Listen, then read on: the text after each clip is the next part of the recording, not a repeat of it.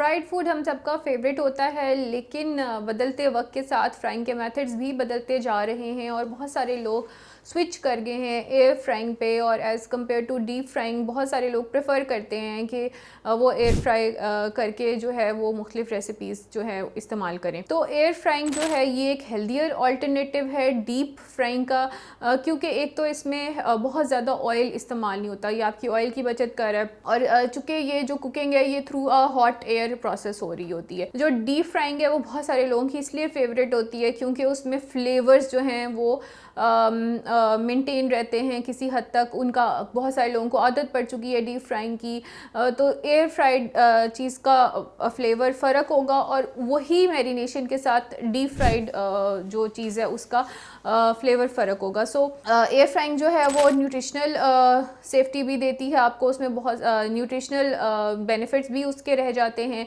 उसमें बहुत सारे और भी उसके एडवांटेजेस हैं।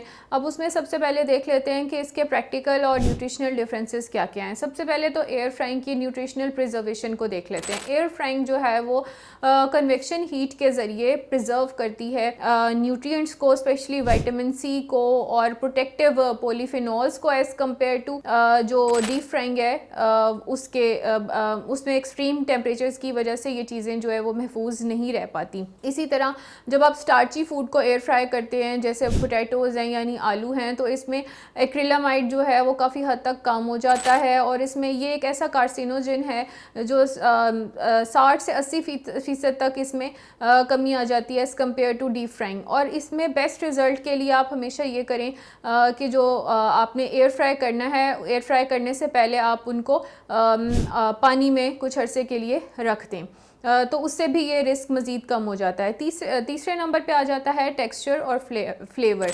डीप फ्राइंग जो है वो गोल्ड स्टैंडर्ड है for thick crunchy crust and rich flavours, लेकिन एयर फ्रायर जो है वो एक क्लीनर और इसका ब्रिटल क्रिस्पनेस देता है, लेकिन इसका जो बैटर्स हैं वो अगर आप दोनों पे सेम भी अप्लाई करेंगे तो जो बेटर फ्लेवर आएगा वो डीप फ्राइंग के साथ आएगा। इसके साथ आ जाते हैं वर्सिटिलिटी पे।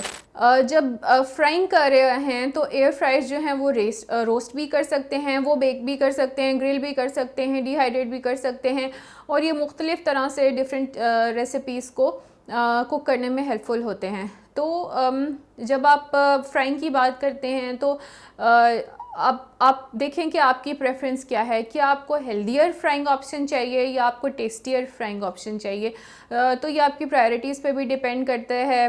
कभी कभी डीप फ्राई करके खाना इज़ गुड, लेकिन अगर डेली आप घर में बच्चों को चीज़ें डीप फ्राई करके दे रहे हैं, स्पेशली जैसे बच्चों को फ्राइड फूड काफ़ी पसंद होते हैं, चिप्स पसंद हैं, नगेट्स पसंद हैं या समोसे या व्हाट्सोएवर आप उनको देना चाह रहे हैं शाम को स्नैक्स के तौर पे, तो अगर आप उनको स्लोली स्विच कर देंगे एयर फ्रायर पे तो वो हेल्दियर ऑप्शन है खाने का as compare to deep frying.